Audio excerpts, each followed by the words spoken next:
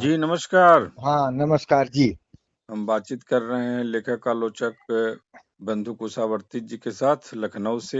गंगा जी, प्रसाद मिश्र को लेकर एक तो नई पीढ़ी बहुत नहीं जानती है जी हाँ। और हम लोग भी बहुत नहीं जानते हैं। उनकी जी, जी, रचनाओं जी, से तो जी। बहुत दूर-दूर तक हैं। हाँ, हाँ। यह भी कि वे प्रेमचंद के समय काल में ही कहीं न कहीं वो लिखने-पढ़ने भी लगे थे। जी, इसको लेकर भी बहुत ज़िक्र नहीं होता है, कुछ जगह ज़िक्र आया है, उसमें भी उस हाँ। रूप में नहीं आया है पत्र और जी, वगैरह जी, कुछ जी, इस जी। तरह की। कहाँ इस तरह से भूल-भाल हुई और कहाँ इस तरह से उनके साथ उपेक्षा अगर कहा जाए कि जी, किस प्रकार की उपेक्षा हुई? क्या उनको हाँ। एकदम से हटाने की कोशिश की गई? जिस तरह से जी। भुवनेश्वर के बारे में भी कहा जाता है, समकालीन थे प्रेमचंद हाँ, हाँ, के। जी। तो बताएँ कि गंगा प्रसाद मिश्र कैसे प्रेमचंद जी से टकराते हैं और कैसे फिर वो उनकी बात और हाँ। उनकी रचना आगे बढ़ती है? जी। जी, जी, जी। देखिए, एक तो ये है कि गंगा प्रसाद मिश्र ऐसे आदमी हैं जिन्होंने बचपन से संघर्ष को जिया है और आत्मनिर्भर होकर के वो उन्होंने आगे अपना लिखना-पढ़ना किया है। तो वो सब तो कहानी तो लंबी है, पर मूलतः ये कन्नौज के रहने वाले थे और वो संघर्ष और कुछ दुर्भाग्य इनके पिताजी के साथ ही जुड़ा रहा है। क्योंकि बचपन में होता है, शादी ब्याह होता है, सगे सौतेले का होता है, तो कुछ इनके पिता के साथ एक तो स्थिति ये थी कि उनके परिवार में ऐसा था कि अगर उनकी माँ उनको घर से भगा न देती, तो पुत्तूलाल मिश्र नाम था उनका, वो बचपन में ही मतलब आपस में पारिवारिक झगड़े में मार दिए जाते। तो बहरहाल वो हुआ ये कि वो वहां से घर से निकले, प्रयाग आए, एक परिवार के साथ मिले, फिर वो मध्य प्रदेश में रहने लगे और अंततः वहीं उनका देहांत हुआ। तो इन पुत्तूलाल मिश्र के ये चौथे बेटे थे गंगा प्रसाद मिश्र और इनका बचपन पैदाइश इनकी खंडवा की है, जहाँ के हमारे माखनलाल चतुर्वेदी जी थे। और एक ये भी था कि जब ये करीब 3 साल के थे तो इनके पिता पुत्तूलाल गुजर गए, पर बचपन से ही क्योंकि पड़ोस में थे माखनलाल जी, तो इनको गोद में लेके उनके यहाँ जाते थे। तो अब इनको इतनी तो याद नहीं थी, पर ये घर परिवार के बताने के मुताबिक कहते थे कि भाई मुझको भी प्यार दुलार करते थे। पर 3 साल के बाद जब मेरे पिता गुजर गए तो फिर मेरी माँ विधवा हो गई और हम लोग बड़ी मुश्किलों से जीते थे। इसलिए कि पिता के गुजर जाने के बाद उसके पहले स्थिति बहुत अच्छी थी, पर उसके बाद बहुत खराब हो गई। और इनके सबसे बड़े भाई जो थे वो रेलवे में थे, वो रतलाम में रहते थे, ये लोग खंडवा में रहते थे। फिर ये लोग खंडवा आ गए तो इनकी माँ भी गुजर गई। और कहानी की जहां तक बात है तो एक तो माखनलाल जी का सानिध्य मिला, करीब 7 वर्ष तक वहां रहे, पड़ोस में रहते थे उनका। दूसरे ये है कि ये बचपन में इनको माँ से कहानियां सुनने की आदत थी, पर वो काम में उलझी रहती थी। ये दिन में कहानी सुनाने की जिद करते, वो कहानी वहानी अक्सर रात में सुनी सुनाई जाती है। तो कई बार माँ से इनकी मतलब पिटाई उटाई भी होती। लेकिन जब माँ गुजर गई तो एक तो ये है कि ये लोग इधर के रहने वाले थे, इनके बड़े भाई को लगा कि भाई कहाँ हम लोग घर और अपने इलाके से दूर पड़े हुए हैं। तो आरएमएस में थे, तो करीब 9 या 10 वर्ष की उम्र में लखनऊ आ गए ये। और वहां शायद तीसरे दर्जे तक इन्होंने पढ़ाई की थी। तो तीसरे में तो नहीं, पर चौथे पांचवें में इनको जब लगा कि भाई कहानी तो अब कोई सुनाने वाला नहीं है, पर पढ़नी चाहिए, तो जो इन्होंने कहानियां पढ़नी शुरू की, चाहे पाठ्यक्रम में या अलग कहीं कुछ मिल गया, उसमें सबसे ज्यादा इनको प्रेमचंद ने प्रभावित किया। तो इस तरह एक तो इनका प्रेमचंद से कहानी से निकट का परिचय हुआ। और उसके बाद जब ये लखनऊ आए तो कानकुब्ज कॉलेज में इनका एडमिशन हुआ, चौथे दर्जे में। तो वहाँ उस समय अच्छा पुस्तकालय था, लखनऊ का बहुत अच्छा कॉलेज था। तो उनको वहाँ एडमिशन से सबसे बड़ी खुशी ये हुई कि यहाँ पर पुस्तकालय है और जिन प्रेमचंद को अब मैं थोड़ा पढ़ने लगा हूँ, उनकी किताबें यहाँ हैं, तो अब मुझको प्रेमचंद पढ़ने को मिलेंगे। तो वहाँ हुआ ये कि अ, बच्चों को जब अंग्रेजी पढ़ाई जाती थी तो उनसे अनुवाद कराया जाता था, अंग्रेजी बोलो बात करो ये किया जाता था। तो उसमें इनके जो अंग्रेजी अध्यापक थे उन्होंने इनको बहुत प्रोत्साहित किया और उसकी वजह से इन्होंने सिंड्रेला एक पाठ हुआ करता था उसका अनुवाद किया। एक और करीब करीब मेरे ख्याल से 40 पेज की किताब अंग्रेजी की चलती थी, उसका अनुवाद किया। और उसी से इनको ये लगा कि भाई प्रेमचंद लिखते थे, मैं उनको पढ़ता हूँ और मेरे भी मन में लिखने पढ़ने की बात आती है। तो पहली बार हुआ ये कि ये खंडवा से इनकी एक मुंहबोली बहन आई थी, शादी वादी हो गई थी उसकी। पर उस क्या हुआ कि उसके पति की पहले भी पत्नी थी और धोखे में शादी कर ली गई। उसके बाद उसके लिए समस्या पैदा हो गई। तो उसकी जब बात की सारी सुनी उन्होंने, एक हफ्ते रही वही उसके साथ, अयोध्या वगैरह गए। तो सबसे पहली कहानी इन्होंने आडंबर शीर्षक से उस पर लिखी और वो उस समय के कानकुब्ज पत्रिका छपती थी इलाहाबाद से, जो लखनऊ में छपने लगी थी।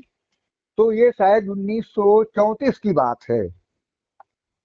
1934 में इनकी पहली कहानी लिखी हुई छपी। तो भेज दिया था, पर जब छपी तो उसमें देखा कि संपादक ने बहुत सारा जो परिवर्तन किया था उसमें एक प्रसाद जी की भाषा बहुत प्रचलित थी कविता की, तो उस तरह के संशोधन वगैरह हो गए थे। लेकिन अब इनको लगा भाई मेरी कहानी छपी है, संपादक ने अपने अधिकार के साथ उसमें रद्दोबदल किया है। तो इस तरह से इनकी लिखने की शुरुआत होती है। और बड़े भाई के साथ रहते थे, उनकी पत्नी थी, इनसे बड़े दो भाई साथ रहते थे, सब उन पर निर्भर करते थे। तो लेकिन भाभी इनकी चाहती थी कि भाई ये लोग थोड़ा भी पढ़ लिख लें, इतना आठवां आठवां पास कर लें तो कहीं न कहीं नौकरी करें और एक परिवार का पूरा जो खर्च है वो एक आदमी कमाता है कैसे चलेगा। तो लेकिन ये पढ़ने में बहुत दिलचस्पी रखते थे। तो उसकी वजह से हुआ ये कि कभी कभी इनका भाभी से बहुत कहना सुनना होता था। और एक समय ऐसा आया, इंटरमीडिएट शायद पास किया था इन्होंने, कुछ भाभी से बात बात हुई होगी। तो भाभी ने कहा कि भाई अगर तुम बड़े ऐसे हो तो जाओ अपना रहो खाओ कहीं, हम लोगों से क्या मतलब है। अब ये बात इनको लग गई, इन्होंने घर छोड़ दिया। हालांकि ये ट्यूशन बहुत पहले से पढ़ाने लगे थे, मेरे ख्याल से जब ये 7वें वातवें में थे। तो एक कोई मजदूर की तरह व्यक्ति था, शादी वादी हुई, उसको लगा कि भाई हमारी पत्नी अनपढ़ है उसको पढ़ा दिया करें। तो उसको इन्होंने पढ़ाया बगैर किसी पैसे के, और एक आध ट्यूशन ऐसे किया। लेकिन फिर इनको लगा कि भाई मैं तो ट्यूशन कर लेता हूँ, जो भी पैसा मिलता है, उस समय पे 10 रुपए अगर किसी आदमी के पास होता था तो उस 10 रुपए में आदमी का पूरे महीने का खर्च केवल खाने वाने का आराम से चल जाता था। तो एक तो इन्होंने जब घर से इस तरह की बात हुई तो घर में रहते भर थे, बाकी घर में खाने वाने का नहीं, सोना और पढ़ाई करने के लिए रहना बाकी। और इनको जब संकट आया तो इन्होंने एक किताब की दुकान पर नौकरी कर ली। घर से बाहर फिर खाने का होता था तो पता चला उस समय होटल होटल ऐसे होते थे जहाँ की 4-6 आने महीने पर आपको दोनों टाइम का भोजन मिल जाता था, वो होता था। तो इस तरीके से इनकी लिखने की शुरुआत हुई और जीवन संघर्ष शुरू हुआ। और ये इनके इंटरमीडिएट तक के पढ़ने की बात है। तो एक तो ये हुआ। दूसरा ये है कि अमीनाबाद ऐसा इलाका था जहां पर कि हर तरह के आदमी रहते थे। निराला जी थे और बहुत सारे साहित्यकार वगैरह या आना जाना था। दुलारे लाल भार्गव वहां रहते थे। सुधा तब तक निकल चुकी थी, निराला जी संपादन करते थे। और भी पत्रिकाएं थी, माधुरी भी निकल रही थी।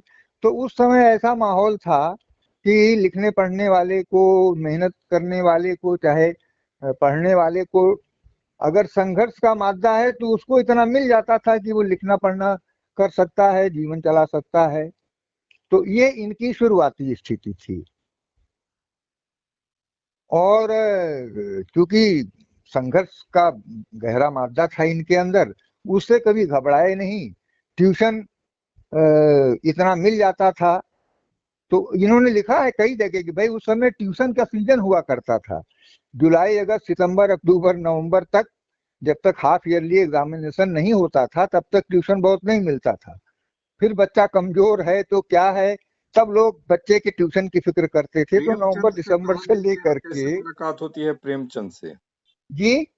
प्रेमचंद से कैसे मुलाकात होती है और हाँ, प्रेमचंद से देखिए ऐसे हुई कि प्रेमचंद को तो पढ़ा इन्होंने खूब, और उस पढ़ने का असर इनके ये था कि इनकी शुरू की कहानियां अगर आपको दो चार छह मिल जाएं, उनको आप पढ़ेंगे तो आपको लगेगा कि भाई ये तो प्रेमचंद की कहानी हम पढ़ रहे हैं जो शायद हमने नहीं पढ़ी है। वो इस कारण था कि प्रेमचंद को इन्होंने इतना मतलब डूब करके पढ़ा कि शुरू की कहानियों में इनके प्रेमचंद की भाषा शैली और बहुत कुछ आ गया। और हुआ ये कि 1935 की बात है, मोतीलाल नेहरू के को स्मरण करते हुए कांग्रेस का अधिवेशन हुआ, तो उसमें प्रेमचंद जी आए थे। अब वो यहाँ किसी को पता था नहीं, इसलिए कि ठीक है आ गए थे, कांग्रेस का अधिवेशन देखेंगे लौट जाएंगे।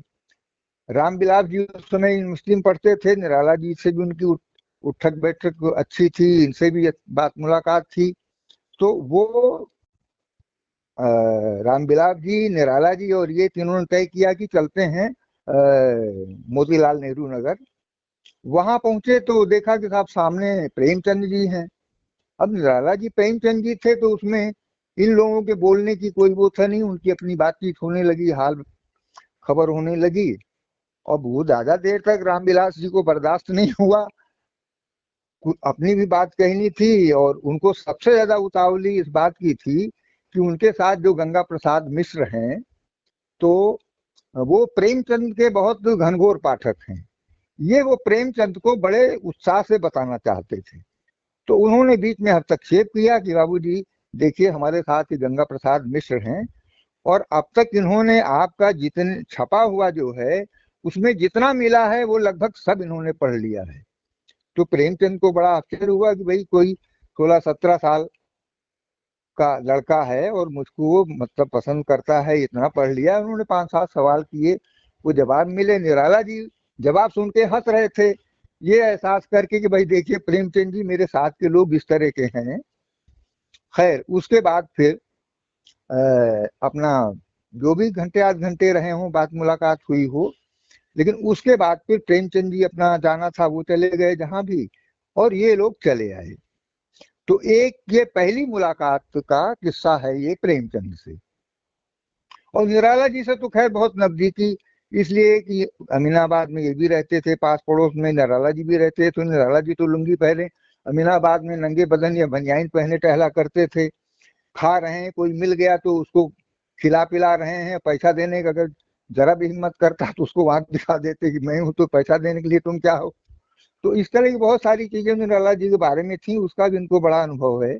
और एक अनुभव तो ये है कि राम कृष्ण उस समय बच्चे थे, और इनके साले निराला जी के वो रहते थे साथ में, ये ट्यूशन पढ़ाते थे। तो निराला ने कहा भैया गंगा ये इनको हमारे यहाँ बच्चे हैं, इनको ट्यूशन पढ़ा दिया करो। तो बोले ठीक है हम पढ़ा देंगे।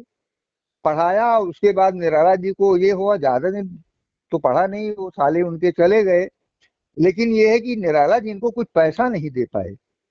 तो जब मिलते तो कहते देखो भैया तुमको कुछ पैसे देने हैं, तो कहते अरे निराला जी आप हमको, पंडित जी आप हमको काहे शर्मिंदा करते हैं, हमने कोई ट्यूशन के पैसे के लिए थोड़ी हमने बच्चों को पढ़ाया है। एक दिन मिल गए तो उन्होंने गिन्नी शायद उनको जो कुछ मिली थी अपना लुंगी में लपेटे हुए थे, वो निकाला उन्होंने, और जो मुट्ठी में आई वो उनके हाथ में रख दिया। तो उन्होंने कहा कि ये क्या है? अरे बोले क्या है, तुमको हमने कहा कि भाई तुम्हारे पैसे देने हैं, अब तक नहीं दे पाए, तो ये तुम्हारा मेहनताना है। तो इस तरह से उनके निराला जी से संबंध थे, रामविलास जी थे जी से थे, नागर जी से थे, भगवती बाबू आते जाते थे उनसे थे। बाकी और जो लोग मिश्र बंधु के यहाँ इनका आना जाना था, जो पास में ही जिनका मतलब घर था। और शायद अगर मिश्र बंधु परिवार में इन्होंने मना न किया होता सारी चीजें समझ करके, तो मिश्र बंधु परिवार में इनकी शादी भी हो गई होती। लेकिन तब शादी की उम्र नहीं थी, पढ़ लिख रहे थे। तो ये माहौल इनका था, और इस तरह इनकी पहली मुलाकात प्रेमचंद से हुई 1935 में। फिर दूसरी मुलाकात कैसे होती है, क्योंकि 36 दूसरी में? मुलाकात हुई जब 9-10 अप्रैल 1936 को प्रगतिशील लेखक संघ का लखनऊ में अधिवेशन हुआ। तो प्रेमचंद तो खैर तब तक इन लोगों के द्वारा एक तरह से आप कहिए कि हाईजैक कर लिए गए थे प्रगतिशील लेखक संघ की स्थापना करने वालों के जरिए, क्योंकि प्रेमचंद ने बहुत मना किया कि भाई मैं बुढ़ा आदमी हूँ, जो ज्यादा नौजवान हैं काम कर सकते हैं उनको पकड़ो। लेकिन बहरहाल तो वो उसी में आए हुए थे और तब तक इनकी पहले की मुलाकात हो चुकी थी, तो उसमें ज्यादा बातचीत का मौका इनको नहीं मिला। पर ये है कि प्रेमचंद ने कहा अच्छा भाई तुम वो गंगा प्रसाद मिश्र ना? बोले हाँ। तो उनको कहा पहले तुम हमारे ये प्रगतिशील संघ के सदस्य बनो। इनको सदस्य बनाया और जितना समय मिला उसमें बातचीत करने का, सुनने का। तो वो तो उसके बारे में बहुत ज्यादा नहीं लिखा उन्होंने, पर ये भर लिखा कि हाँ भाई मुझको सदस्य बनाया उन्होंने और उससे पहले मेरी एक मुलाकात हुई थी और उनको मैंने वहां पर प्रेमचंद को दोबारा देखा और सुना। ये दूसरी मुलाकात का प्रसंग है। और तीसरी? तीसरी मुलाकात हुई जब प्रेमचंद ने बीमार हुए। तो वो तो पेट के बहुत पुराने मरीज थे, पर मेरे ख्याल से करीब करीब मई वई तक 36 में प्रेमचंद जो हैं वो बाहर आते जाते रहे, बुलाए जाते रहे जहां भी उसके बहुत सारे प्रसंग मिलते हैं। लेकिन मई के बाद से उनकी हालत खराब होने लगी और उसमें उनको खूनी पेचिश होने लगी, उल्टी होने लगी, बहुत सारा है वो सब विवरण मिलता है। फिर उन्होंने बनारस में इलाज शुरू किया और अंततः ये हुआ कि भाई उनको हो गया था जलोदर। एक आदत प्रेमचंद की थी, वो पेट के बल और कुछ पैड जैसा जो होता है दफ्ती वाला वो रख के उस पर लिखते थे। तो इससे भी पेट के बल बहुत लेटना कुछ करना वो नुकसानदेह होता है, उससे भी। और प्रेमचंद को कई जगह रहे आपके कानपुर और उधर महोबा होबा, तो उनको कई जगह पानी नहीं सूट किया, तो पेट के मरीज पुराने थे वो। तो जून से उनकी तबीयत बिगड़ने लगी और फिर वहाँ इलाज जो चल रहा था तो लोगों ने कहा कि देखिए आपके पेट के एक्सरे की जरूरत है और यहाँ जो सुंदरलाल हॉस्पिटल है विश्वविद्यालय में तो उसमें मशीन एक है खराब हो गई है, दूसरी मशीन केवल पास में लखनऊ में है और कहीं नहीं है। तो आप जाइए वहां से एक्सरे करा ले आइए और अगर आपको लगता है वहां कोई और आपको इलाज के लिए मिल जाए तो इलाज भी कराइए आप।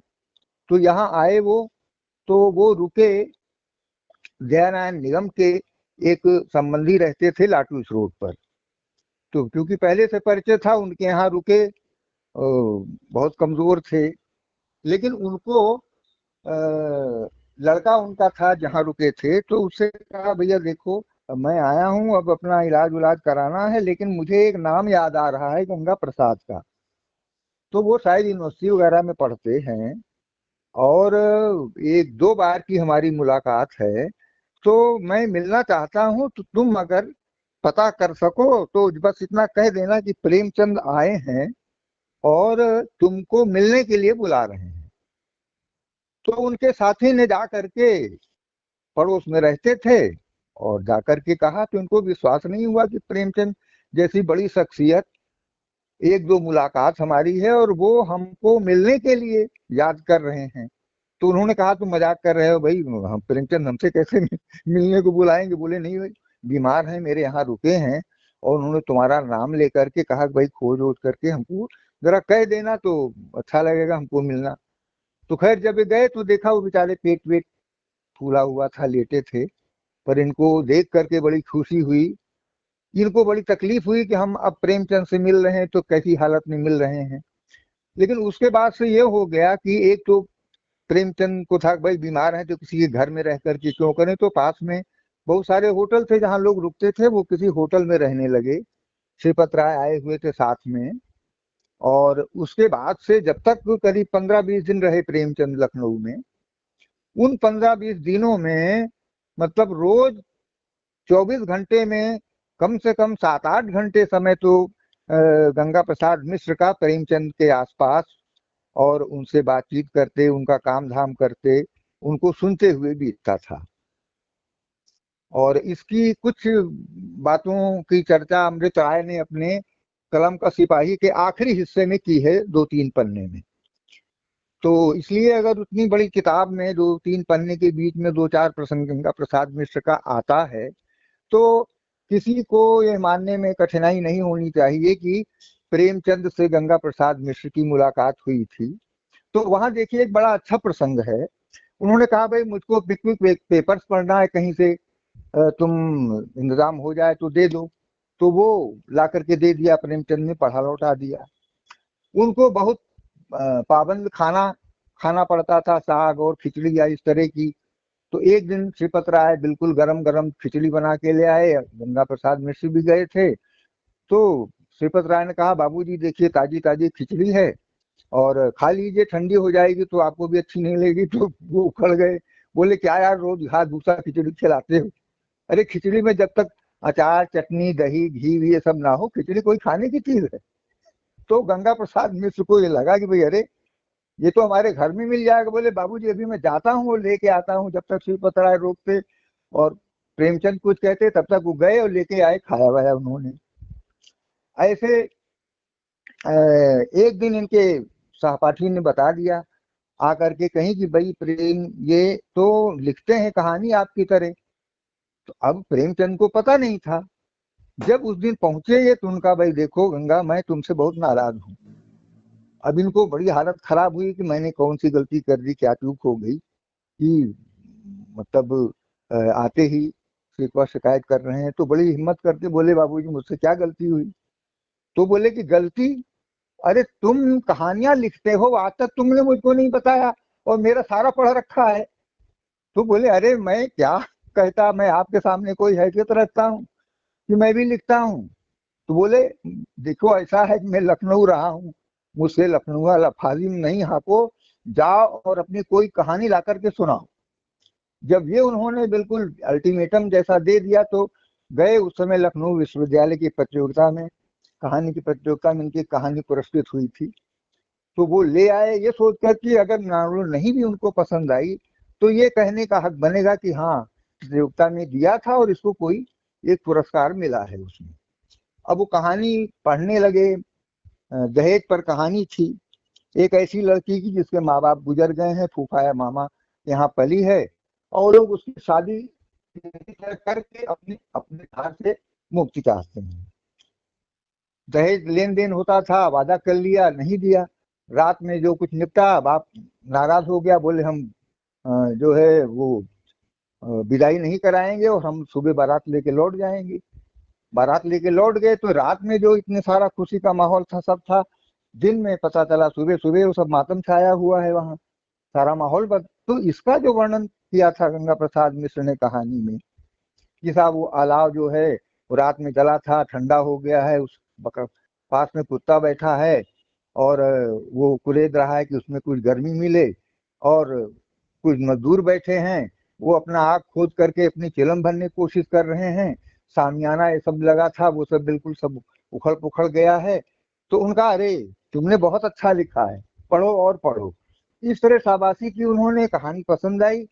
तो उन्होंने इतने कहा उस समय जो लिखा है गंगा प्रसाद मिश्र ने, उन्होंने कहा कि देखो तुम्हारे अंदर प्रतिभा है, तुम हमेशा लिखते रहना और लिखना कभी मत छोड़ना। जो कोई 200-400 चीजें लिखता है तो उसमें 2-4 चीजें ऐसी होती हैं जो उसका नाम करती हैं, उसको अमर कर देती हैं। तो ये बात उन्होंने अपने गांठ से बांध ली। ऐसे ही हंस उस समय झगड़ा चल रहा था, उसकी चर्चा की उन्होंने। इसी तरह एक दिन बहुत निराशा से प्रेमचंद बोले कि गंगा देखो भाई अब यहाँ इतने दिन आकर के हमने इलाज उलाज कराया, पर अब मुझे नहीं लगता कि मैं ठीक होऊंगा। तो अगर मरना है तो जाके अपने बाल बच्चों के बीच में मरूं, यहाँ काहे पड़ा रहूं। तो बोले नहीं नहीं, अरे आप ऐसा कैसे कहते हैं, आप ठीक होंगे, आप लिखेंगे, अभी तो हम लोगों को बहुत उम्मीदें आपसे हैं। और उसी के बाद प्रेमचंद चले गए और 8 अक्टूबर को गुजर गए। तो उस समय अखबार में खबर छपती थी, लेकिन बहुत बार आदमी को देर से पता चलती थी। तो इनको जब 2-3 दिन बाद पता चला तो इनको सबसे बड़ा जो आहत हुई है कि 3 साल की उम्र मेरे पिता गुजर गए, 7 साल की उम्र में मेरी माँ गुजर गई, मुझको इतनी तकलीफ नहीं हुई, लेकिन मैं जो कुछ थोड़ा बहुत लिखने पढ़ने लगा, प्रेमचंद को पढ़ करके मैंने थोड़ी कोशिश शुरू की, तो अब मेरा साहित्यिक पिता जो है वो मेरे लिए नहीं रहा। ये सबसे ज्यादा इनको तकलीफ उस समय, जब वो पता चला कि प्रेमचंद जी नहीं रहे, तो ये रहा। तो एक तो प्रेमचंद को जितना इन्होंने पढ़ा है, जो प्रगतिशील लेखक संघ में सुना था उन्होंने, जो लिखा हुआ उनका पढ़ा था, तो प्रेमचंद का प्रगतिशील लेखन हम कह सकते हैं कि गंगा प्रसाद मिश्र के लेखन की शुरुआत से उनमें एक स्वाभाविक रूप से उनके लेखन में आने लगा। और जो नाम लखनऊ में हिंदी की कथा त्रयी कही जाती है, ये कब से लोगों ने कहना शुरू किया, ये मेरे ख्याल से कोई सत्य सत्य बता नहीं सकता है। लेकिन 1934 में अमृतलाल नगर लेखन शुरू करते हैं इसी लखनऊ में, और छपना शुरू होते हैं। 1934 से ही गंगा प्रसाद मिश्र लिखना शुरू करते हैं, छपना शुरू करते हैं। बाद में अध्यापक हो जाते हैं, प्राइवेट नौकरी करते हैं, सरकारी नौकरी मिल जाती है, और उसके बाद लिखना पढ़ना रहता है। उसी में आजादी का आंदोलन चल रहा होता है। तो अब जैसे स्कूल में जब पढ़ते थे, जिनका स्वर बहुत अच्छा था, इन्होंने म्यूजिक सीखा था 3-4 साल, संगीत का इनको बहुत अच्छा ज्ञान था। तो अमीनाबाद में सभाएं होती थी, उसमें इनको जब तक सभा जुट रही तब तक इनको कविताएं पढ़ने के लिए लोग लगा देते थे। स्कूल में इसी तरह इनको अवसर मिलता था। तो साहित्यिक लोगों से बात मुलाकात, साहित्यिक माहौल, ये सब इनको शुरू से मिला। और प्रेमचंद जो इनको पढ़ने को मिले, तो प्रेमचंद की तरह लिखना एक तो इनका शुरू हुआ। बाद में उन्होंने उससे अलग अपने लेखन को विकसित किया। लेकिन ये है कि उसके बाद इनकी 1955 तक ये लखनऊ रहे हैं। तब तक हिंदी में लखनऊ की कथा त्रयी जैसा कुछ नहीं था, जैसा कि छायावाद की त्रयी और चतुष्टयी जैसा है। ये कब शुरू हुआ ये कहना मुश्किल है, लेकिन 1955 तक नहीं था। और 1934 से 1955 तक इनकी जो कहानियां आई, जो एक दो उपन्यास आए, तो आप समझिए कि उसमें कम से कम उस समय लिखी हुई 10 कहानियां ऐसी हैं कि जिनमें से एक दो कहानी की चर्चा अगर नहीं होती थी किसी सभा में, किसी लेख में, तो वो लेख और वो सभा, वो बातचीत पूरी नहीं मानी जाती थी। वो कौन कहानी थी, थोड़ा आप रचनाओं के बारे में भी बताते हाँ, चलें। मैं देखिए, एक तो मैंने आडंबर बताया, एक मिलन कहानी है। लेकिन जैसे एक चरखे के बाद कहानी है, आजादी के आंदोलन की कहानी।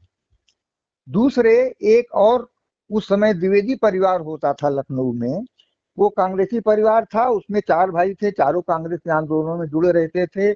और एक भाई तो 1942 में मतलब तार काटना और डाक खाना फूकना ये सब में सक्रिय है। पर वो ट्यूशन बहुत अच्छा पढ़ाते थे। और उस समय मतलब किसी नौजवान आदमी को ट्यूशन मिले लड़कियों का प्राथमिकता के साथ में, तो वो द्विवेदी जी को मिलते थे, इसलिए कि बहुत भले माने जाते थे वो। तो उन द्विवेदी जी की स्थिति ये थी कि 1942 में एक स्थिति ये आई कि अपनी सारी गतिविधियों की वजह से वो फरार हो गए। और इसलिए फरार हो गए कि सीआईडी के लोग उनको जानते थे, उनके परिवार को जानते थे, उनकी सक्रियता को जानते थे, वो नहीं चाहते थे गिरफ्तार हो। तो जब मालूम ये हुआ भैया तुम भाग जाओ यहाँ से, कहीं यहाँ मत रहो, नहीं तो गिरफ्तार हो जाओगे, और गिरफ्तार हो जाओगे तो क्या होगा फिर तो हम भी नहीं जानते हैं। तो वो लखनऊ से फरार हो गए। ये 1942 की बात है। और उस पर फिर इन्होंने फरार नाम से एक कहानी लिखी। ऐसे ही जो लाशें लावारिस होती हैं, उनको कोई जलाने वाला या उसको दफनाने वाला नहीं है, तो ऐसे एक आदमी है जो लाशों को आप समझिए कि दफनाने या जलाने का काम करता है, जैसे भी करता है। उस पर इनकी एक कहानी है। एक कहानी ये है कि जब आप शमशान में जाते हैं, गोमती किनारे जाते हैं, तो कैसे वहां पर वसूली करते हैं जो लोग लाशें जलवाते हैं। तो उसमें इनकी गंगा लाभ कहानी है। इसी तरह संगीत के कलाकारों पर बहुत बढ़िया कहानी इनकी है। तो ये सब कहानियां ऐसी हैं, जैसे राग पीलू इनकी कहानी है, ठीक है। गंगालाल मैंने बताया, चरखे के बाद या फरार कहानी बताया। इनका पहला उपन्यास विराग, छोटा उपन्यास है, लेकिन ये है कि उस समय ये कितने प्रगतिशील थे, या जो प्रगतिशीलता या वामपंथ इनके भीतर कितना था, ये उस उपन्यास में है। वहां पर उस समय 2 मिलें हुआ करती थी लखनऊ में। एक कपड़ा मिल थी जो शहर से बाहर के इलाके में थी, और एक कागज मिल यहाँ की, जो ये नवल किशोर प्रेस वालों की अपनी साझे में मिल थी। वहां पर जो कागज की मिल है वहां हड़ताल होती है। तो इनके उस उपन्यास में जो चरित्र है वो हड़ताल में शामिल होता है, उसकी अगुवाई करता है, और उसके बाद फिर वो शोध कर रहा होता है विश्वविद्यालय में इसी विषय पर कि मजदूर कैसी स्थिति में रहते हैं, क्या करते हैं, क्या तकलीफें होती हैं। और उसके बाद फिर उस आदमी को होता ये है कि बाहर उस समय जो आंदोलन वगैरह छिड़ा होता है उसमें वो चला जाता है, वहीं उसकी मृत्यु हो जाती है। एक स्त्री से कैसे उसका बहुत अच्छे ढंग का संबंध होता है, उसका बेटा होता है, उसको कैसे देखता है ये। तो ये उनके विराग उस स्त्री का नाम है। मेरे ख्याल से उस समय कुछ ही उपन्यास नए लेखकों के होंगे जिनमें की विराग जैसा कथानक छोटे उपन्यास में समोया हुआ है।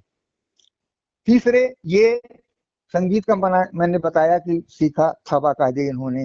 निराला जी, रामविलास शर्मा और 3-4 लोग, यहाँ गणेशगंज में एक मोहल्ला है जहाँ पर बहुत पुराना अखाड़ा है, उसमें निराला जी, ये रामविलास और लोग जाते थे, दंड बैठक लगाते थे, कुश्ती लड़ते थे, मुग्धर भागते थे।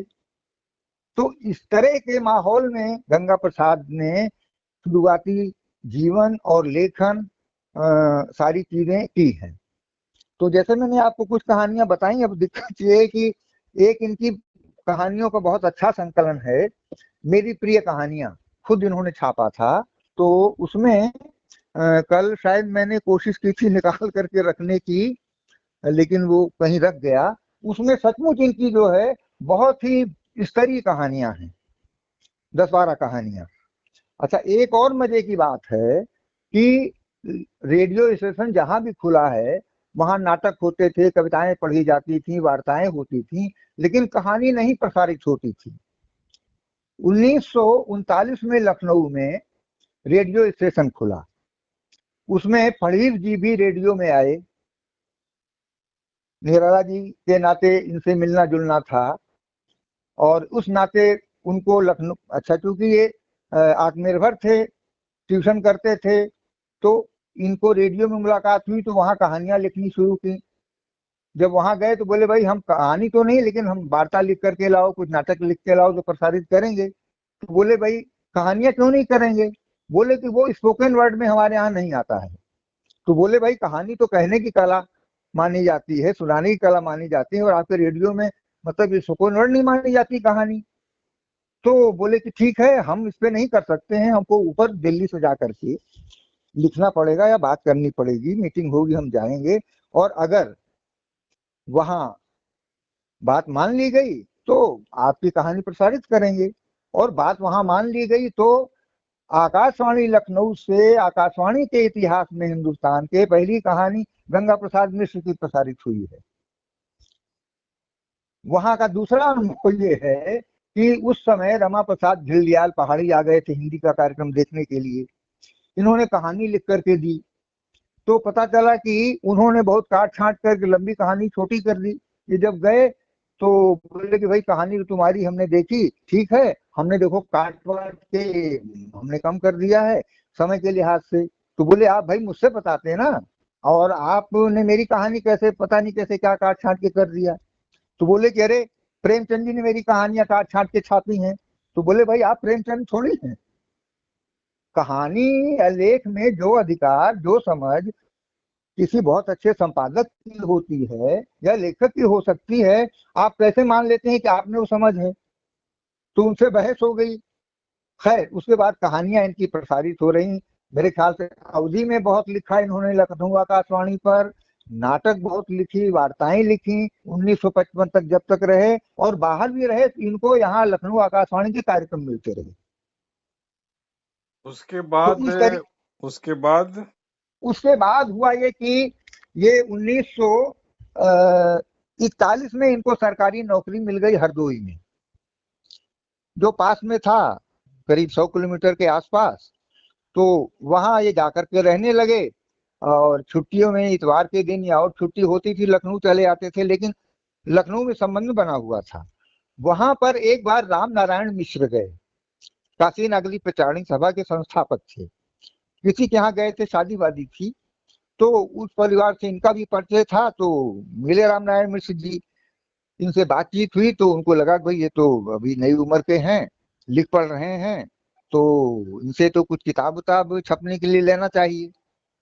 तो उन्होंने कहा कि भाई देखो, ऐसा है कि हम लोग काशी नागरी प्रचारणी सभा से अच्छा साहित्य छाप रहे हैं, तो हमारे यहाँ बच्चों का अब तक कुछ नहीं छपा है, तो तुम अगर बच्चों की कुछ कहानियां लिख करके हमको भेज दो, तो हम उसको काशी नागरी प्रचारणी से जरूर छापना चाहेंगे।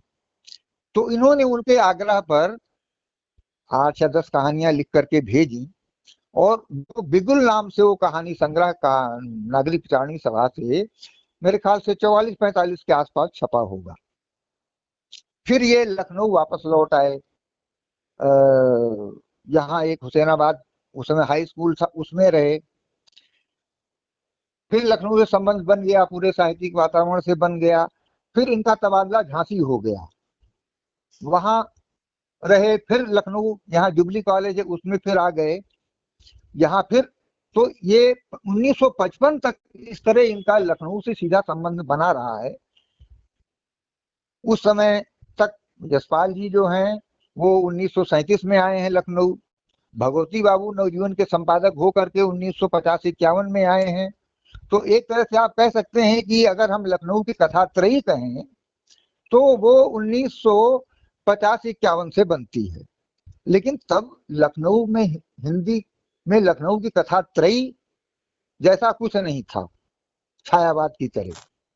1955 तक यहाँ रहे, और क्योंकि ये अध्यापक के रूप में बहुत कड़क माने जाते थे अनुशासन के मामले में, तो उस समय था क्या कि इनके कुछ प्रमोशन का शायद समय नजदीक आ रहा था, पर उस प्रमोशन से ज्यादा इनकी जरूरत शिक्षा विभाग को इसलिए हुई कि बलरामपुर में एक ट्रेनिंग कॉलेज था। वहां कुछ ऐसी स्थिति हो गई थी कि वो कॉलेज सरकार को बंद करने की नौबत आ गई थी, और उसमें एक ऐसे आदमी की जरूरत थी जो जाकर के वहां सारी स्थितियां संभाल ले और कॉलेज वहां बना रह जाए। तो इनको विशेष रूप से वहां भेजा गया, साल भर रहे, सारी स्थितियों को ठीक किया। उसके बाद जो है ये वहां से फिर जहां जहां रहे हैं, छोटे छोटे शहरों में रहे। जैसे बलरामपुर में रहने के बाद फिर ये बस्ती गए, बस्ती के बाद फिर सुल्तानपुर आए, फिर सुल्तानपुर से फैजाबाद गए। फैजाबाद में थे तो मतलब बस्ती में प्रिंसिपल हो गए थे, वहां हेडमास्टर थे बलरामपुर में, और बस्ती में प्रिंसिपल होकर के आए। और फैजाबाद में जब ये थे तब डीआईएस प्रमोशन हो गया, तो वहां से इनको रायबरेली भेजा गया। तो अब रायबरेली तो इंदिरा गांधी की जगह थी, बहुत सारे कांग्रेसी थे, और इनकी आप समझिए कि चंद्रभान गुप्ता से इतनी नजदीकी थी कि अगर झूठ भी कुछ कह दें किसी के बारे में करने के लिए या शिकायत कर दें, तो मतलब इनकी बात को गुप्ता जी नहीं काट सकते थे।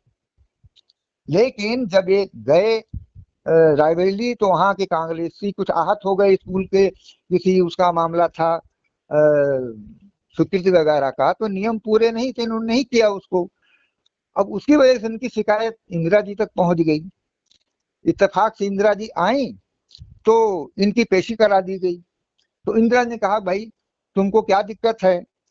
तो बोले कि इंदिरा जी मुझे कोई दिक्कत नहीं है, मैं नियम कायदे से काम करने वाला आदमी हूँ, और स्कूल की स्थापना का मामला है, उसमें क्योंकि जो फॉर्मेलिटीज होनी चाहिए पूरी नहीं है, तो इस नाते मैं नहीं कर पा रहा हूँ। अब आपसे शिकायत कर दी जाए, आप जो मुझको जैसा चाहिए करिए। तो अब कांग्रेस के लोगों ने कराया जो कराया, लेकिन फिर ये वहां से उनका तबादला कर दिया गया, और उसके बाद ये गोंडा डीआईएस होकर के आए, वहीं से रिटायर हुए 1975 में। तो ये इनकी पूरा सेवा काल है। लेकिन जो प्रेमचंद ने इनसे कहा था कि तुम में प्रतिभा है, तुम हमेशा लिखते रहना और लिखना कभी मत छोड़ना। उसको गंगा प्रसाद मिश्र ने पूरे जीवन निभाया। छपे चाहे कम, हालांकि छपते रहे ऐसा नहीं है, सारी पत्रिकाओं में लिखा है, छपे हैं, लेकिन इन्होंने कभी अपना कोई समूह, कोई ग्रुप नहीं बनाया कि उसके जरिए चर्चा करके ये आगे आते। और छोटे शहरों में रहे तो छोटे शहरों में रहकर को ये करना तो और मुश्किल था, क्योंकि गोंडा, बलरामपुर या फैजाबाद या सुल्तानपुर या हरदोई ऐसी जगह नहीं थी जहां पर कि आप साहित्यिक वितंडावाद कर सकिए और उससे चर्चा में बने रह सकिए। पर लिखा इन्होंने हमेशा। एक इनके और विडंबना जीवन के साथ जुड़ी रही है कि जब ये झांसी में थे तो इन्होंने ट्यूटर नाम से एक अपना उपन्यास लिखा था। वहां पर वर्मा जी तो थे, उनके बेटे उनका प्रेस चलाते थे, मुलाकात हुई उनका, भाई अपना कुछ दीजिए हमको, तो उन्होंने अपना ट्यूटर उपन्यास उनको छपने को दे दिया। बाद में पता चला कि वो उपन्यास वहां से गायब हो गया या खो गया, इनको फिर वापस नहीं मिला। तो उस समय तो हाथ से आदमी लिखता था, हर आदमी टाइप नहीं कराता था। उसका इनको इतना दुख हुआ कि ये कम से कम 2-4 साल तो मतलब ये है कि उपन्यास तो छोड़ दीजिए, कहानियां बहुत कम लिखी उस दौरान इन्होंने। और फिर उसी उपन्यास को फिर दूसरे नाम से इन्होंने, हालांकि वो प्रेम कथा है, क्या है, कौन, वाणी के पार करके, उसमें लिखा, लेकिन वो उपन्यास उनके हाथ से लिख जो निकल गया, नहीं मिला, तो उसका भी इनको बहुत आघात लगा। लेकिन ये है कि लिखना उन्होंने हमेशा नियमित रखा। और 1975 में जब आए हैं तो एक तो 60 वर्ष 58 में रिटायर हुए, 1-2 साल बाद जो है इनका नागरिक अभिनंदन हुआ मथुरा में बड़े व्यापक रूप से। तो रामेश्वर शुक्ल अंचल इनको बहुत मानते थे और इनको जो है वो जब उनके पिता माता दीन शुक्ल, उनके पिता अंचल जी के, वो माधुरी के संपादक भी रहे हैं, सुधा में भी रहे हैं, तो उन सब से इनका बहुत नजदीक का रिश्ता रहा है। तो इस तरीके से एक साहित्यिक माहौल में रहे। प्रेमचंद से मुलाकात हुई तो प्रेमचंद से जो उतने दिन में सीखा, बातचीत की, समझा, या उनके साहित्य से जो इनको मिला, उससे प्रगतिशील लेखन ही करना। हालांकि पहले कोई कम्युनिस्ट पार्टी के सदस्य नहीं थे, लेकिन पहले यह है कि उस वामपंथ का जो प्रभाव होता है वो उनके लेखन में रहा आया है। बाद में केवल वामपंथ के प्रभाव में लिखे विचारधारा के नाते इसको उन्होंने दरकिनार किया। और जो समाज में है, हम जो देख रहे हैं वो साहित्य में कैसे आना चाहिए हमारी समझदारी से, इस ये सोच समझ करके इन्होंने कहानियां और उपन्यास लिखे हैं। तो इनके 8 कहानी संग्रह हैं और 8 इनके उपन्यास है। देखिए मैं पढ़ता हूँ। पहला उपन्यास इनका विराग है, 1941 में छपा है, जिसकी हमने चर्चा की आपसे। दूसरा इनका उपन्यास संघर्षों के बीच है, कि किस तरह से संघर्ष करके इन्होंने खुद अपने को खड़ा किया या आगे बढ़े हैं। तो बहुत कुछ इनका अपना भी उसमें आया है, लेकिन वो प्रगतिशील उपन्यासों में मतलब बहुत महत्वपूर्ण माना जाता है, विराग भी और संघर्षों के बीच भी। तीसरा उपन्यास इनका महिमा है, जो 1945 में छपा। उस समय जो मनोवैज्ञानिक उपन्यास लिखे जा रहे थे, कम हिंदी में हैं, पर उसी दौर में ज्यादा लिखे गए हैं, अजय जी के हैं, इलाचंद जोशी के हैं, या और कुछ लोगों के हैं। तो ये उस तरह का उपन्यास है जो अपने आप में कहीं प्रेम कथा भी है, लखनऊ से लेकर दिल्ली तक की कहानी चलती है। और दूसरी बात है कि इनके उपन्यासों में, कहानियों में प्रेम तो है, पर प्रेम की कोई विकृति आपको नहीं मिलेगी। वो समाज के लिए प्रेम किस तरह से आना चाहिए साहित्य में, रचनाओं में, कि वो आपको संदेश दे, आपको मजबूती दे, आपके भीतर कोई विकृति या कोई वितृष्णा न पैदा करे। तो इस बात का इन्होंने ध्यान हमेशा रखा कि मैं अगर लिख रहा हूं, मैं प्रेम को लेकर लिख रहा हूं, तो मेरी लड़की, मेरी बहू या कोई भी महिला जो है, उसको बड़े आराम से पढ़ करके और उसको आत्मसात कर सके। एक तो ये रहा, तो एक तो इनका फिर तस्वीरें और साय उपन्यास इनका जो है वो वही मैंने बताया ट्यूटर उपन्यास, क्योंकि हो गया था इनका, तो 1945 के बाद फिर 1964 में छपता है तस्वीरें और साय। ये बिल्कुल वैसे ही है जैसे नागर जी का बूंद और समुद्र है, क्योंकि नागर जी लखनऊ पर, लखनऊ को लेकर के लिखने वाले जितना जाने जाते हैं वो निश्चित रूप से लिखा है, लेकिन ये कम लोग जानते हैं कि नागर जी जिस लखनऊ को लिखते हैं उस लखनऊ में बचपन से रहे हैं। उनका जन्म केवल आगरा में हुआ, बाकी लालन पालन शिक्षा उच्छा सब उस लखनऊ में हुई है जो पुराना लखनऊ था, चौक के आसपास का लखनऊ। तो उनके साहित्य में अगर आप पढ़िएगा नागर जी को कितनी भी गहराई से, तो वो चौक से अलग लखनऊ के किसी क्षेत्र में जाएंगे तो उतनी देर के लिए ही जाएंगे जितनी की उनकी कथानक में जरूरत है, उसके बाद बाकी लखनऊ को नहीं छूते हैं, वो फिर चौक में लौट आते हैं। पर जो लोग इस वहम में रहते हैं कि मैंने लखनऊ को लेकर के नागर जी को पढ़ लिया तो हम लखनऊ को जान गए, उनके लिए बताने की मैं बहुत बड़ी जरूरत समझता हूँ कि गंगा प्रसाद मिश्र के यहाँ वो लखनऊ है जो नागर जी के यहाँ बिल्कुल नहीं है। और उस लखनऊ की डिमार्केशन लाइन जो है वो लखनऊ से सीतापुर और काठगोदाम तक जाने वाली पहले छोटी लाइन थी, बड़ी लाइन हो गई। वो डिमार्केशन दोनों के साहित्य के डिमार्केशन को बताती है। उसके पश्चिम तरफ नागर जी का लखनऊ है और उसके पूरब तरफ गंगा प्रसाद मिश्र का लखनऊ है।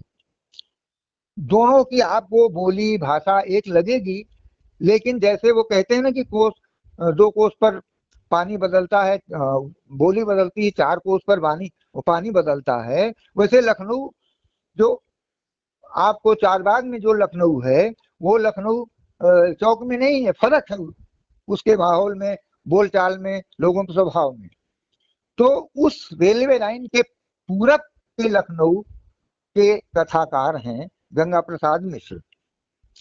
तो तस्वीरें और साय में इसलिए जिक्र किया कि उसमें मतलब आप समझ लीजिए कि चौक का तो थोड़ा हिस्सा आया होगा प्रासंगिक रूप से, बाकी लखनऊ का बड़ा हिस्सा तस्वीरें और साय में है और वो महत्वपूर्ण उपन्यास है, बड़ा उपन्यास है।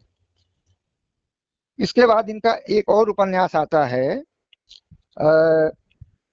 सोनार वाणी के पास, जो सोनार वाणी के पार, इसमें अपने ट्यूटर उपन्यास का विषय लिया है और ये विशुद्ध प्रेम कथा है कि किसी को ट्यूशन पढ़ाने जाता है ट्यूटर तो कैसे दोनों के बीच में नजदीकी होती है, प्रेम पैदा होता है और उसके बाद बहुत मिलते जुलते हैं, सब कुछ होता है, लेकिन परिणत यहाँ तक होती है वो प्रेम सफल नहीं होता है, लेकिन वहां विफल भी नहीं है। और अगर विफल नहीं है तो उसका आदर्श क्या है, ये सोनार वाणी के पार में हमको दिखाई पड़ता है। जहर चांद का चूंकि ये 1940-41 से लेकर के और 75 तक शिक्षा विभाग में रहे हैं, अध्यापक के तौर पर और प्रिंसिपल के तौर पर और डीआईएस के तौर पर। तो जो इनका शिक्षा विभाग का अनुभव है वो जहर का चांद के उपन्यास में हमारे यहाँ स्कूल कैसे कैसे चलते हैं, कैसे कैसे चलाए जाते हैं, कैसे कैसे अध्यापक होते हैं, जिनको नहीं होना चाहिए वैसे विद्यालय नहीं होने चाहिए, वैसे अध्यापक नहीं होने चाहिए। तो ये बहुत ईमानदारी से और खुल करके उस पर मेरे ख्याल से 13 सीरियल का जो लखनऊ दूरदर्शन था उस पर यहाँ एक धारावाहिक भी बना था 80-80 के आसपास।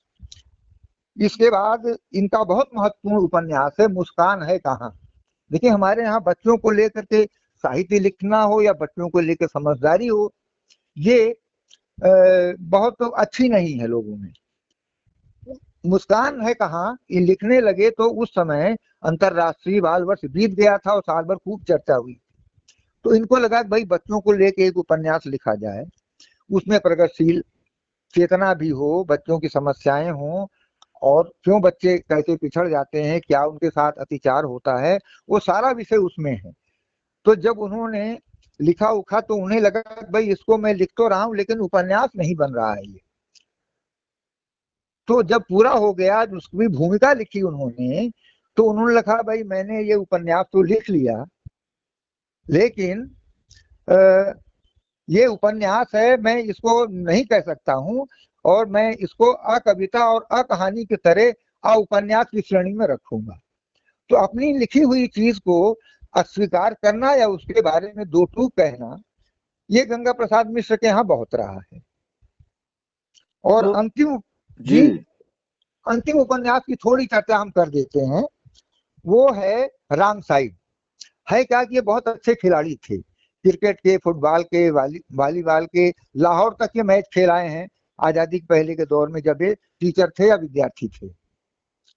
तो उसमें है क्या कि एक माता पिता है, उनकी 3 लड़कियां हैं। पिता की दिलचस्पी खेलों में है, वो तीनों लड़कियों को खेलों में लगाता है।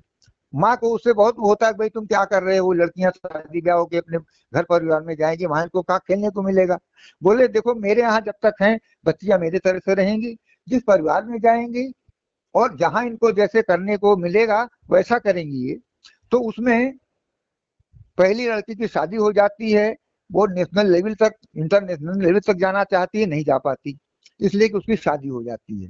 दूसरी लड़की, वो भी हॉकी में शायद जाती है, वो भी आगे बढ़ती है, लेकिन क्योंकि लड़कियों के साथ खेल और खिलाड़ी की दुनिया में क्या होता है वो हम लोग जानते हैं, तो उससे वो फंस जाती है।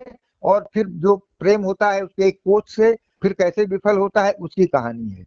तीसरी लड़की जो है वो भी खेल में जाती है, पर तीनों की कहानियों को लेकर के अगर वो समर्थ होते, क्योंकि ये उपन्यास जिस समय लिखा उन्होंने, उस समय ये पार्किंसन से परेशान थे, हाथ से लिख नहीं सकते थे, और इस विषय पर इनकी 2-3 कहानी आई थी जो रेडियो में प्रसारित हुई थी, कहानी के तौर पर छपी थी। उसी का विस्तार देकर के इन्होंने रॉन्ग साइड उपन्यास लिखा। और मैं समझता हूं कि हिंदी में एक तो खेल पर आपको, मेरे ख्याल से 4 नाम लीजिएगा तो खेल पर हिंदी में उपन्यास नहीं मिलेंगे, लेकिन जितने कहानियां खेल पर गंगा प्रसाद मिश्र के यहाँ हैं, जितनी संगीत पर कहानियां हैं, संगीत के कलाकारों पर हैं, उतनी किसी एक के यहाँ आपको बिल्कुल नहीं मिलेंगी। तो रॉन्ग साइड भी जो है, अभी जो पहलवानों पर देखिए 1 साल पहले जितना तमाशा हुआ था, वो सारा विषय रॉन्ग साइड में दिया हुआ है। तो ये इनके उपन्यासों की बात है। अब इनके जो इनका निधन कब हुआ? निधन इनका हुआ है,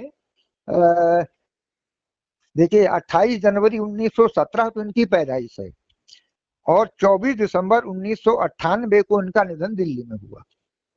इतने समय काल तक रहे, लेकिन उनके जीते जी भी जिस तरह से इनका नाम होना चाहिए था, इनकी रचनाओं पर चर्चा होनी चाहिए थी, तमाम दिग्गज आलोचक, जिनको दिग्गज आलोचक कहा जाता है हिंदी में, क्या इनकी रचना पर उस तरह से उनकी नजर नहीं गई, या जानबूझ करके उपेक्षा की गई, या इनकी रचना में या इनके उपन्यास में इस तरह की कोई कमी थी?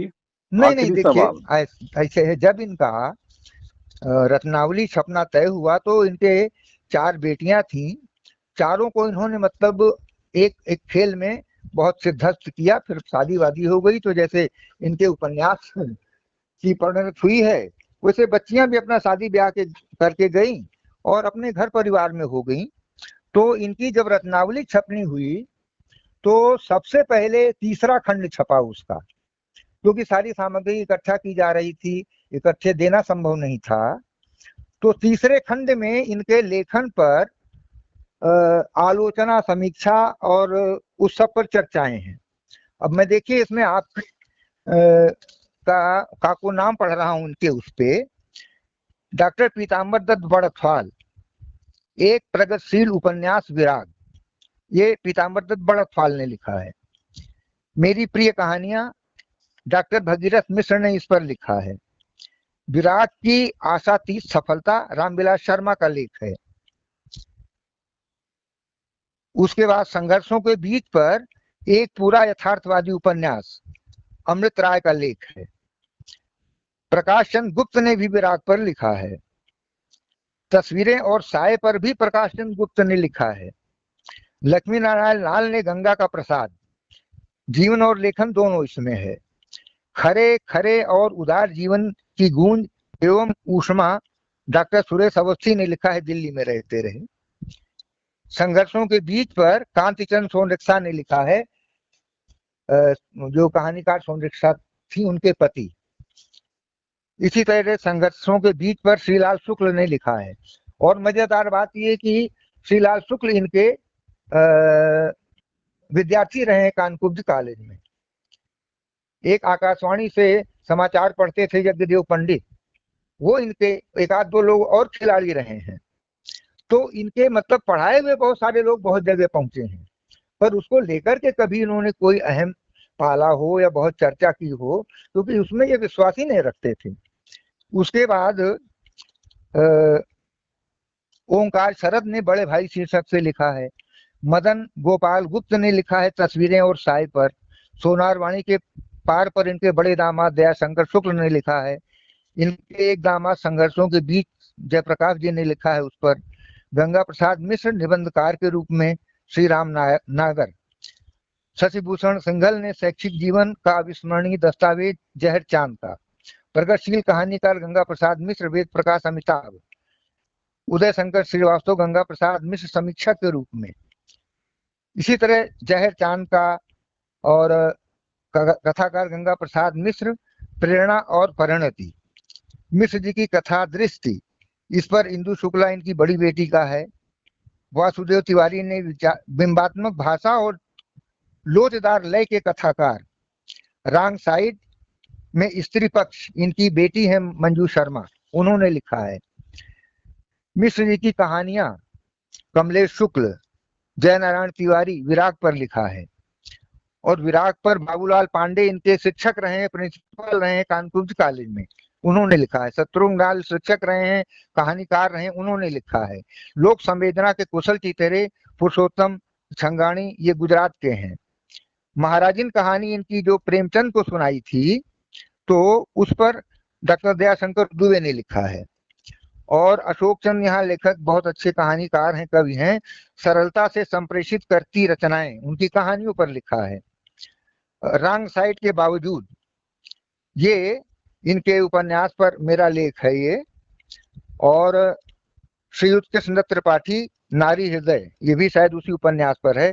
मुस्कान है कहाँ पर, जयप्रकाश ने लिखा है और इंदु शुक्ला ने जहर चांद का। तो इस तरीके से समझ लीजिए कि कम से कम 40 लेख हैं ये उनके लेखन पर, और लेकिन लगभग फिर 300 भी पेज जिस की तरह किताब। से इनका नाम होना चाहिए, कहाँ आपको कमी दिख रही है? आखिरी देखिए, सवाल। कमी ये है, कमी की वजह है, मैंने बताया ना कि ये 1955 तक लखनऊ में रहे। उसके बाद इनका नाम, इनका कथा लेखन बहुत चर्चा में रहा है।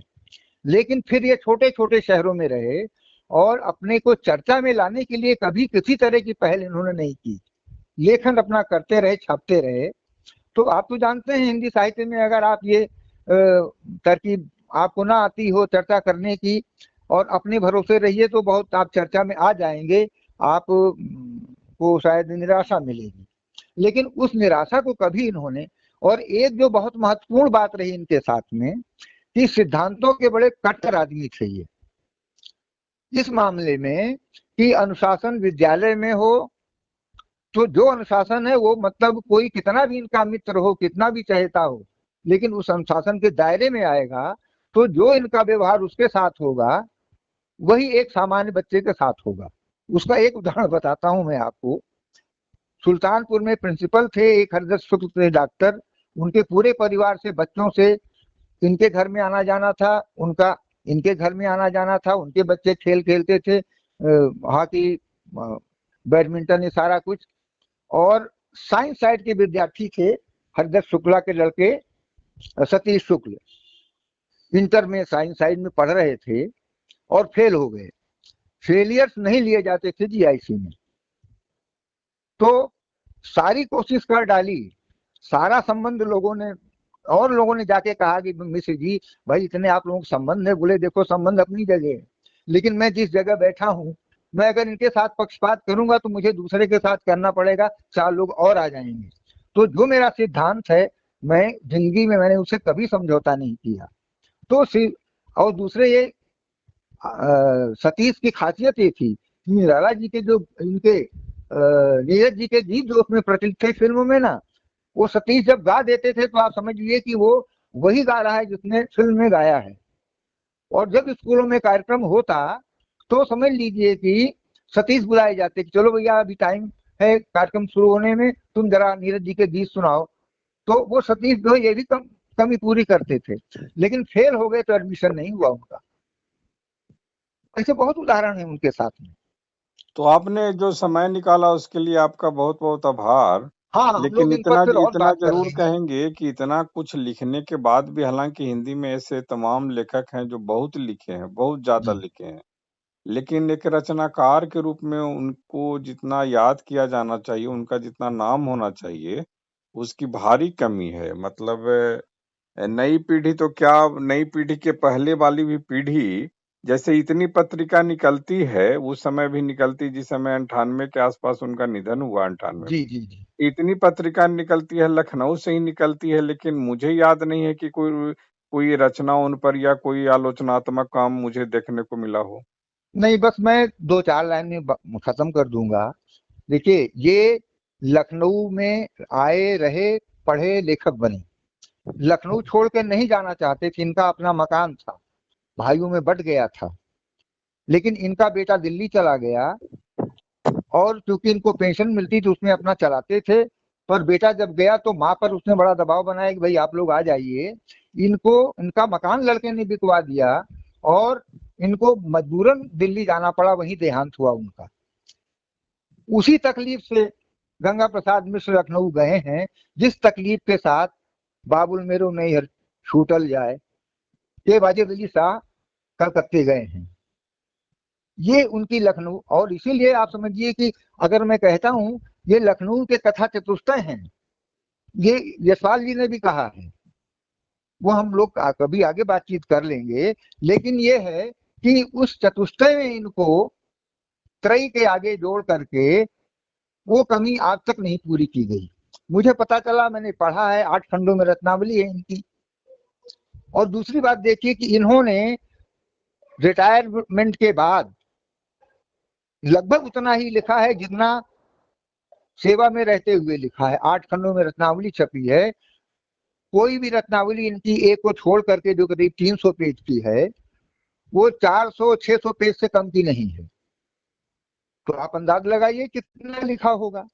चर्चा हुई है, लेकिन वो सब आजादी के मतलब बाद 1955 तक। कहाँ से ये रचना बली है?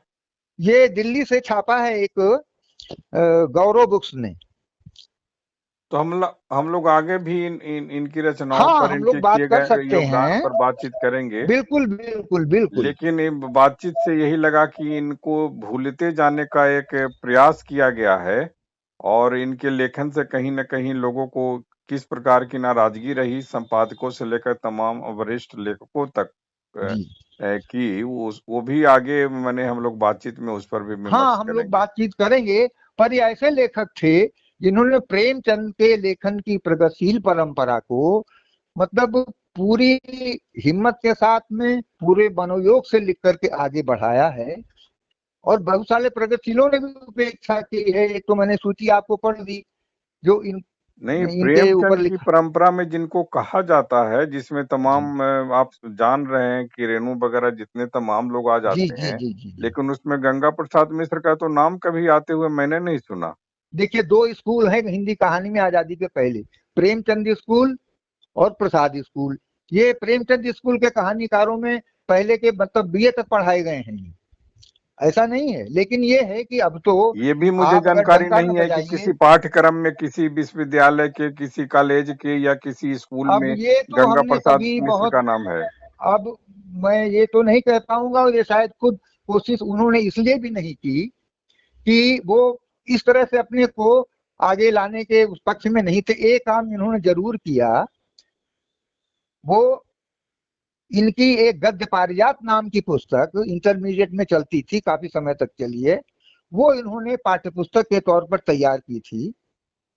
और वो इसलिए तैयार की थी कि शिक्षा विभाग के लोग जानते थे उनको अच्छे पाठ्यपुस्तक की जरूरत थी, और ये लेखक हैं, समझते हैं। तो इन्होंने वो पाठ्यपुस्तक संपादित की, वो बोर्ड ने स्वीकृत किया, और मेरे ख्याल से कम से कम 20-25 साल तो पढ़ाई गई होगी वो। तो हम लोग आगे भी संवाद हाँ, हम करेंगे। लोग आगे आपने जो बातचीत समय करेंगे। निकाला अच्छा उसके लगा लिए बहुत आपने बहुत आभार। गंगा प्रसाद मिश्र पर बात की, और इस बहाने लोग उनको जानेंगे। यही हम लोगों की बातचीत की सफलता है। जी जी, नमस्कार। नमस्कार नमस्कार। जी, आभार।